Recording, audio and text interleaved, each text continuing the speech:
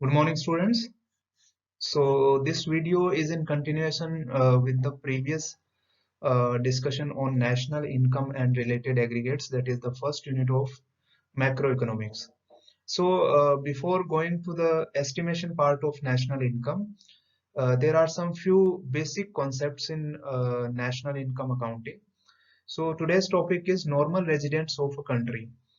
This topic is not so important from examination point of view, but still, in order to understand the difference between in order to understand the difference between national income and domestic income, we have to know the difference between normal residents of a country and the domestic territory of a country. So let us start with the current topic, that is normal residents of a country. So we have to identify uh, what is to be included in the normal residence of a country and which is not to be included in the normal residence of a country.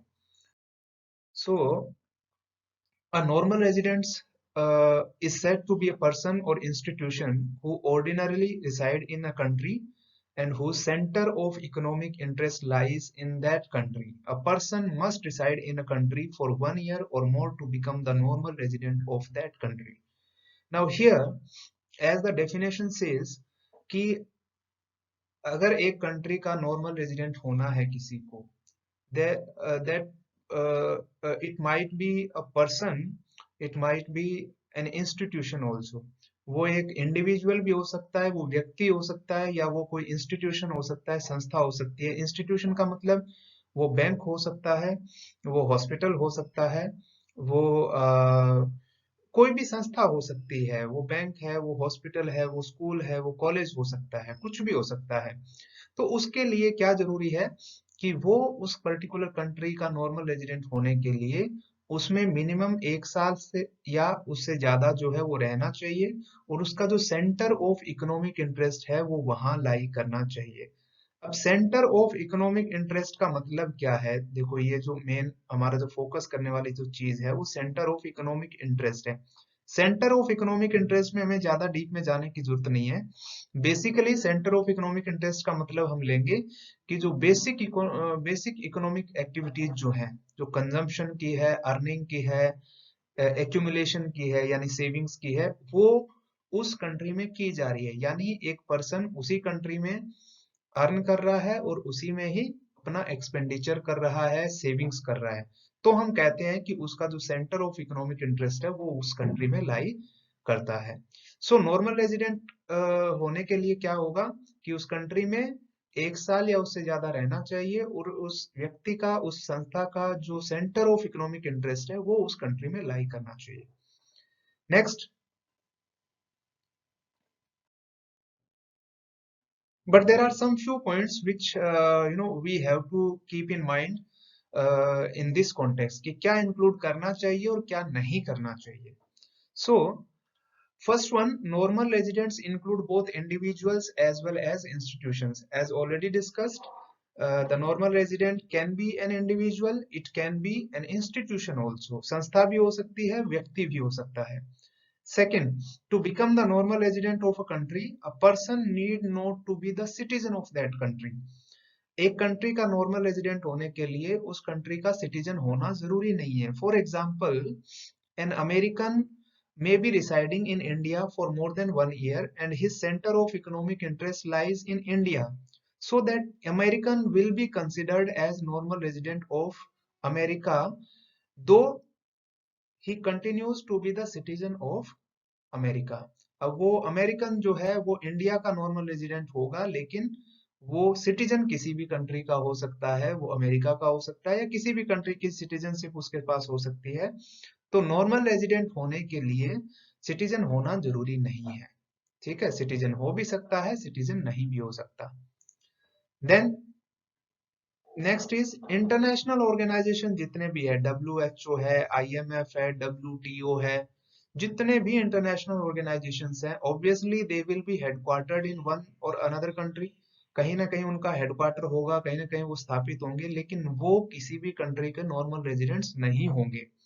However, people working in these organizations would be taken as normal residents of the country they belong to.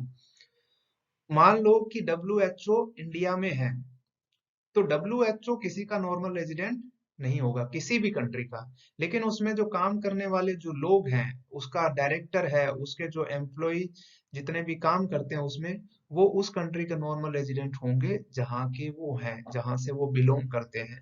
अगर उसमें Indian काम कर रहा है तो वो India का normal resident होगा, अगर उसमें अमेरिकन काम कर रहा है तो अमेरिका का नॉर्मल रेजिडेंट होगा। तो यानी इंटरनेशनल ऑर्गेनाइजेशन किसी भी कंट्री के नॉर्मल रेजिडेंट नहीं होंगे, बट उनमें काम करने वाले जो लोग हैं वो अपनी कंट्री के जहां से वो बिलोंग करते हैं उनके नॉर्मल रेजिडेंट होंगे।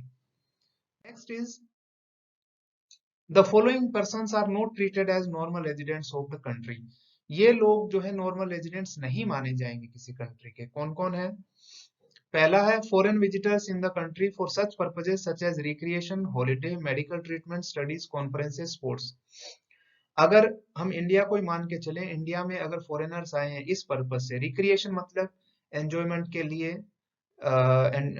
एंटरटेनमेंट के लिए आए हैं, हॉलीडे के लिए आए हैं, इलाज करवाने आए हैं, मेडिकल ट्रीटमेंट के लिए, पढ़ाई के लिए आए हैं, कॉन्फ्रेंस में भाग लेने के लिए आए हैं, स्पोर्ट्स इवेंट के लिए आए हैं, तो ये फॉरेन विजिटर्स जो है इंडिया के नॉर्मल रेजिडेंट नहीं होंगे। Next, crew members of the foreign vessels, commercial travelers and seasonal workers of the country।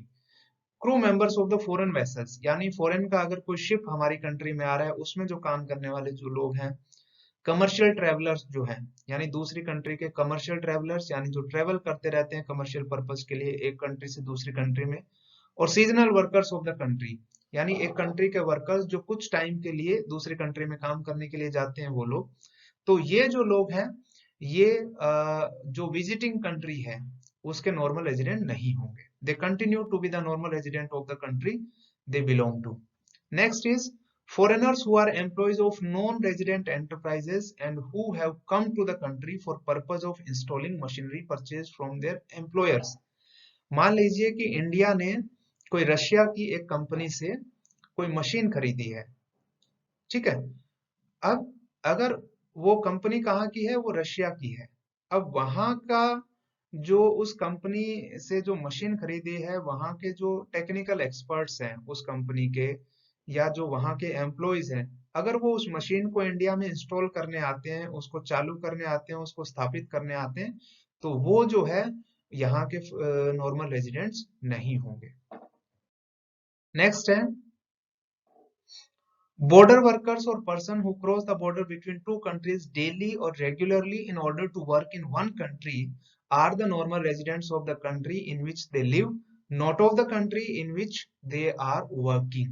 जैसे बॉर्डर पे क्या होते हैं, बांग्लादेश और इंडिया की बॉर्डर है, तो बांग्लादेश के जो बॉर्डर वाले जो लोग हैं वो डेली बॉर्डर क्रॉस करते हैं in order to work in India, और शाम को अपने घर चले जाते हैं। तो वो लोग बॉर्डर पे काम करने वाले लोग जो काम करने के लिए डेली या रेगुलर बेस पे एक कंट्री की बॉर्डर को क्रॉस करते हैं, वो जहां वो काम करते हैं उस कंट्री के नॉर्मल रेजिडेंट नहीं होंगे। वो नॉर्मल रेजिडेंट कहाँ के होंगे? जहां के वो हैं, जहां वो रहते हैं, जहां के सिटीजन्स हैं। नेक्स्ट है officials, diplomats and members of the armed forces of foreign countries are treated as the normal residents of the country to which they belong and not of the country in which they are employed। officials, diplomats का मतलब क्या है? अगर दो country के बीच में कुछ negotiations होना है, कुछ बातचीत होनी है, तो एक कंट्री दूसरे कंट्री में अपना रिप्रेजेंटेटिव्स भेजती है। तो ये जो रिप्रेजेंटेटिव्स हैं इनको ऑफिशियल्स कह देते हैं, डिप्लोमेट्स कह देते हैं। जैसे एक एम्बेसडर भी होते हैं, ambassador is a type of diplomat. जो आईएफएस ऑफिसर होता है, इंडियन फॉरेन सर्विसेज का ऑफिसर जो होता है, उसको दूसरी कंट्री में एज एन एम्बेसडर भेजा जाता है हर एक कंट्री की तरफ से। जैसे इंडिया के ambassador USA, Japan, China, America, Pakistan, सब में इंडिया के एम्बेसडर हैं। तो वो रिप्रेजेंटेटिव्स हैं। तो वो क्या होंगे? अगर एक कंट्री ने दूसरी कंट्री में अपना रिप्रेजेंटेटिव भेजा है तो वो जिस कंट्री के हैं उन्हीं के ही नॉर्मल रेजिडेंट्स होंगे, क्योंकि उनका सेंटर ऑफ इकोनॉमिक इंटरेस्ट वो जो है वो कहाँ लाई कर रहा है, वो इंडिया में लाई कर रहा है या उस कंट्री में लाई कर रहा है। और members of the armed forces of foreign country, मान लीजिए कि अमेरिका ने अफगानिस्तान में अपनी आर्मी लगा रखी है, तो वो आर्मी के जो मेंबर्स होंगे वो अमेरिका के नॉर्मल रेजिडेंट्स होंगे, not of the country in which they are employed या डिप्लॉयड। वो जहां लगाए गए हैं वहां के नॉर्मल रेजिडेंट्स नहीं होंगे। Next is let us look at some examples of normal residents and non-resident। तो बेसिकली नॉर्मल रेजिडेंट्स के लिए हमने एक चीज देख ली कि नॉर्मल रेजिडेंट इंडिया का कौन होगा, जो या तो इंडिया में रह रहा है या सॉरी जो या तो इंडिया का सिटीजन है, ठीक है, दूसरा इंडिया का सिटीजन नहीं है लेकिन 1 साल से ज्यादा रह रहा है और उसका जो सेंटर ऑफ इकोनॉमिक इंटरेस्ट है इंडिया में लाई करता है, ठीक है। कौन कौन नहीं होंगे, यानी जो शॉर्ट पर्पस के लिए आते हैं, जो स्पोर्ट्स के लिए या रिक्रिएशन के लिए, कॉन्फ्रेंसेस के लिए आते हैं, तो ये नॉर्मल रेजिडेंट इसलिए नहीं होंगे क्योंकि इनका जो स्टे होता है फॉरेन कंट्री में that is less than 1 year, कुछ महीनों के लिए ये रह के चले जाते हैं, पढ़ने के लिए आते हैं या किसी वजह से आते हैं, तो ये जो है नॉर्मल रेजिडेंट्स इंडिया के नहीं माने जाएंगे। तो let us look at some examples of normal residents and non residents. So let us look at the normal residents of India कि कौन कौन से होंगे, उनके कुछ एग्जांपल्स देखते हैं। Number 1, Indian working in foreign embassies in India. अब हर एक कंट्री की दूसरे कंट्री में एम्बेसी होती है और उसमें उस कंट्री के लोग भी काम करते हैं और दूसरी कंट्री के लोग भी काम करते हैं। जैसे फॉरेन की एम्बेसी है कोई इंडिया में, इंडिया में सब कंट्री की एम्बेसी है, जापान की है, चाइना की है, अमेरिका की है। मान लो अमेरिका की एम्बेसी है इंडिया में और उसमें कोई इंडियन काम कर रहा है, तो वो इंडियन हमारी कंट्री का नॉर्मल रेजिडेंट होगा, और उसमें अगर अमेरिकन काम कर रहा है तो वो अमेरिका का नॉर्मल रेजिडेंट होगा।